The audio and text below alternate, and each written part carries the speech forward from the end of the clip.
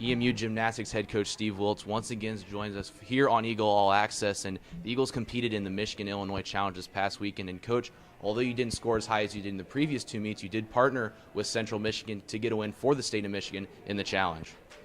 We had a nice meet in spots. We had some mistakes this week that brought our score down a little bit, but we're still continuing to post a lot of high scores, more so than we did in past years. So, we're looking to that as the potential is there. We've just got to shore up some problems, and we're going to be pretty good. And freshman Khadijah Hunts had turned in a pair of personal bests in the fall and as well as the floor. And we've talked about her a lot so far this year, and she seems like she's really been turning into a person that you could rely on night in and night out to put up good scores. Deja's one of those kids that is a very good competitor, and now we've got to find a way to get her into beam some and into bar some. She's very comfortable on floor and vault, which are obviously her strong events, and they're very strong. So, I mean, she's a kid that she's a real talent. She's somebody that is going to become an athletic leader on this team by the end of the year.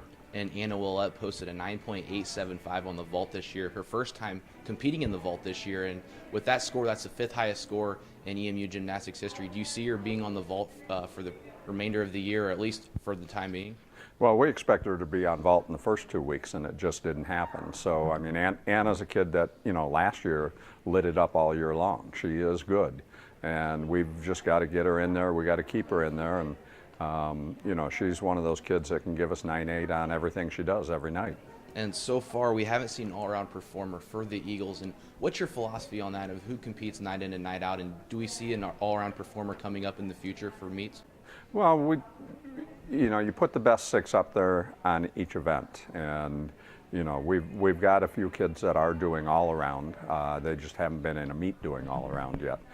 So it's a matter of time, and I think we'd have that, but that's not a focal point. We want the 6 best routines in there that given week, whoever's making the most of them in practice, and really giving them opportunities to get the whole team prepared that we go into a championship with the best 6 kids we have on every event, as opposed to just one kid doing everything.